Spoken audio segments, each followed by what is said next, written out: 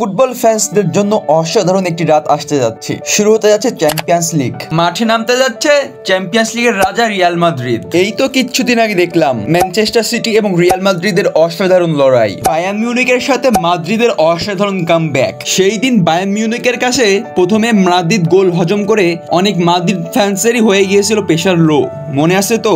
সবশেষে মাদ্রিদ ডর্টমুন্ডকে হারিয়ে হয়ে গেল 23-24 সিজনের ইউসিএল চ্যাম্পিয়ন। এরপরেই হারালাম টনি ক্রুস, হোসেলু, নাচো আর অনেককেই। নতুন সিজনে নতুন ফরম্যাটে ইউসিএল খেলতে মাঠে নামতে যাচ্ছে রিয়াল মাদ্রিদ।